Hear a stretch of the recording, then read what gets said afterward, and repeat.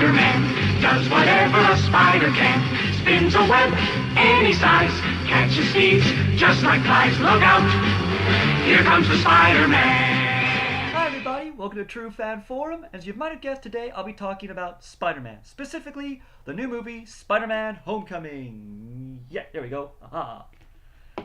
Now, and it is a homecoming because Spider-Man is firmly in the Marvel Cinematic Universe where he belongs. Now, before I say anything else, let me just say how happy I am they decided not to do an origin movie. Because really, we don't need another origin movie. We've already had two, we get it, we know he got his powers, we know about Uncle Ben. A third one would have just been horribly repetitive. And what I like about the fact is since they're just skipping the origin, this movie gets to focus on Peter's journey to becoming a hero. Meaning, learning about his powers and learning about the responsibilities that come with them, how to fight crime, what to do, what not to do. And yes, he will make mistakes, and often those mistakes are hilarious. But again, that's part of the journey. Making mistakes and learning from them. Now let me start off with the casting, which I love, because I love the idea of making this a younger movie. Meaning, Peter's younger, a lot of his friends are younger. Now I don't know how old Tom Holland is, but in the movie, they established Peter Parker is 15, which actually matches the comic. I mean, think of it. In the comic books, Spider-Man was only 15 when he got his powers. That's just crazy.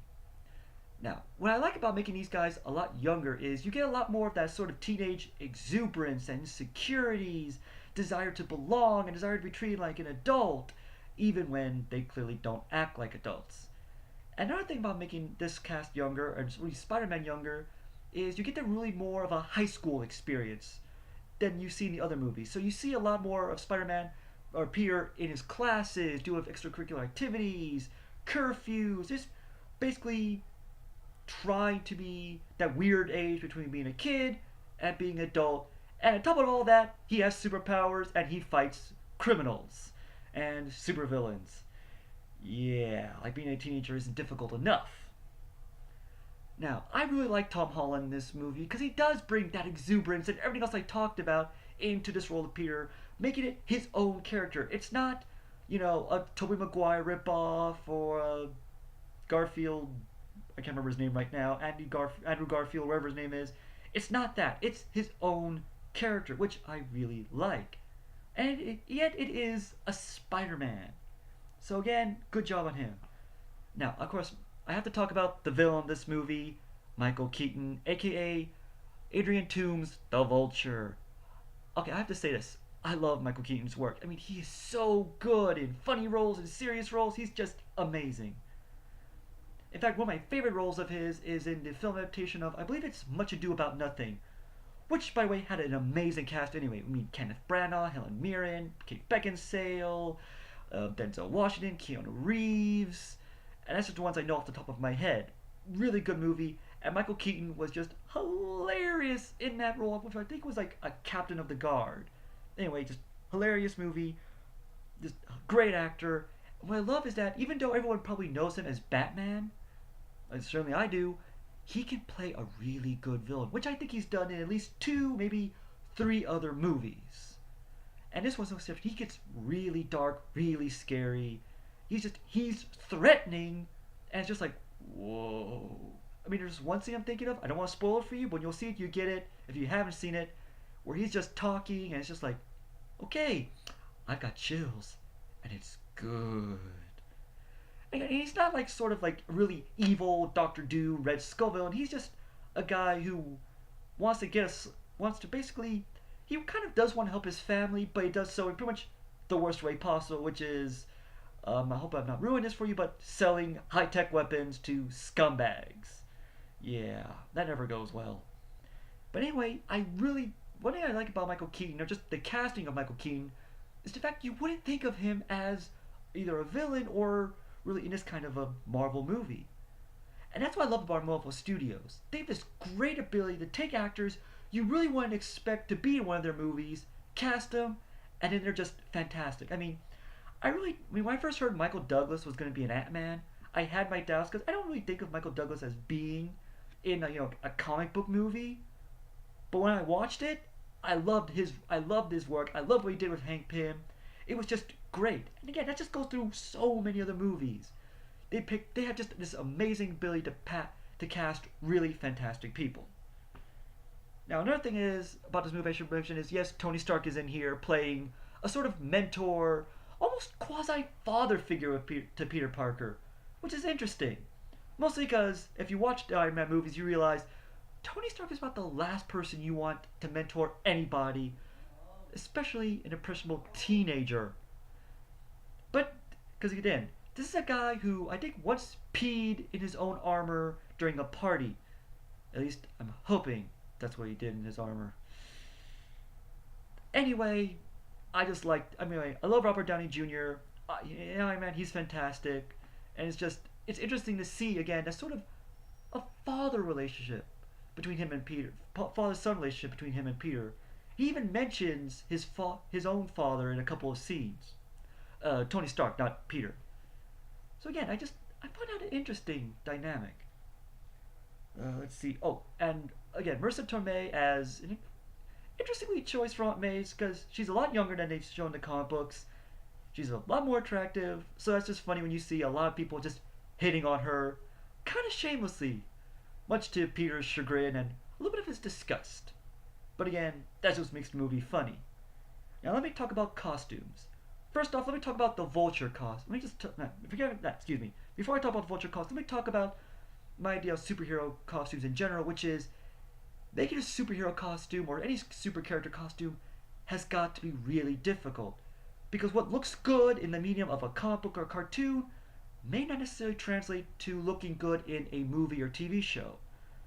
So really taking that costume and making it work in that medium has got to be really difficult, because you can't go too much of a literal translation into a comic book, because otherwise you're going to get a really hokey, horrible looking costume. I'm thinking of the Captain America costume in the 1990 movie they made. Yes, they made a Captain America movie in 1990. If you haven't seen it, trust me, you're not missing it. It was not good. And that costume, and Captain America's costume, was really, really bad. I'm talking foam, rubber, muscle padding. Bad. So again, you really can't go too literal, or else it's not going to look good.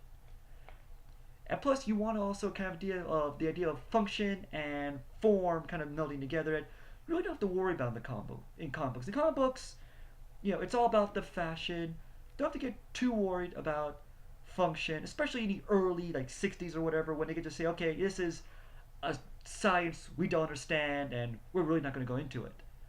So I do like it when costume designers look at the costumes from the comic books, pick and kind of choose the elements that clearly identify that costume, and then bring it to life with its own twists, its own turns, its own idea to make this look good in the medium of a movie or TV show. And that being said, let me talk about the Vulture. Now, if you know who the Vulture is in the comics, you'll know that this movie is a far cry from the comic book. And that's not a bad thing, because the comic book look is interesting. Basically, this is what the Vulture looks like in the comic books. Yeah, turning this into a movie would not be easy. So yes, they derive from it, but I like the Vulture costume because there's a certain element of menace to it. The glowing green eyes, the razor sharp wings. I mean, there are scenes where he's just swooping down. He's got the light behind him, and he looks really, really menacing. So again, I just love those scenes, and it's an interesting take because again, it's its own style. You can clearly tell it's a bird. It's an interesting Vulture look. With the fact that he's wearing a flight jacket, still gives him the excuse of having that kind of fur collar like I showed in the illustration. So at least there's that element that remains the same. And again, it's not 100% like the comic book, but it's still an interesting look, and I really, really enjoyed it. Now, speaking of costumes, let me talk about the Spider-Man costume, which I really enjoyed because it's clearly Spider-Man. It has enough of the elements that you can easily pick it out. But what they also did was they added a few touches so it looks different than the other Spider-Man costumes which have come before. And again, that's another thing about superhero costumes. When you're making a costume for someone who's already had his own movies or TV shows, is what can you do that is different, that is unique for this movie, but doesn't stray too far from the source material? And again, I really admire the costumers for Spider-Man Homecoming because they clearly made us a Spider-Man costume, but they add a few little touches that are interesting, that make it its own, but they don't distract. They don't become like, what is that? What is that? They don't take away from the overall look. So again, it's Spider-Man, but it's a different Spider-Man look, but it just all fits together. So I admire them for that. Any costume ideas? No, that's about it for costumes because really that's all we want. That's really that's the two biggest things. Iron Man, he's got yet another Iron Man armor, which some of its design kind of remind me for some reason of the Ultimate Iron Man look. Maybe that's just me, or maybe I just wanted to see a little bit something different. But again, it's Iron Man. It's a cool armor. It's slick. But again, it's what we've seen before. Now, let me give you my overall opinion of the movie. I loved it. It was so great. It was funny and exciting.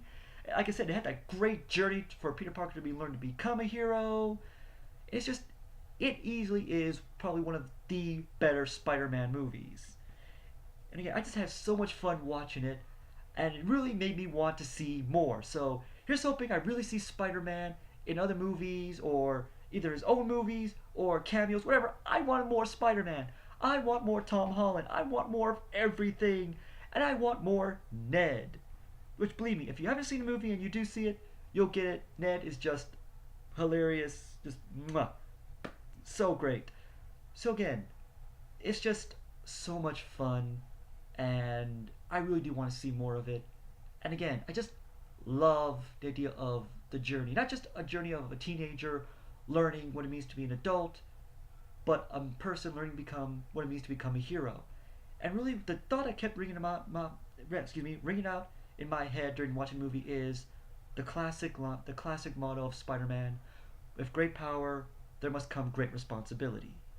To me, I really think that shows all of that. So again, if you're interested, watch Spider-Man Homecoming. It's really fantastic.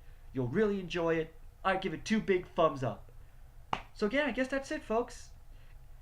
Please feel free to comment. If you've seen the movie and you agree with me or disagree with me, or anything else you want to say, please put a comment down. But as always, please be respectful. Well, I guess that's it, folks. Thanks for watching, and I'll see you next time. Da da da da da da da da da da da da da da da da da da da. Here comes the Spider-Man. Bye.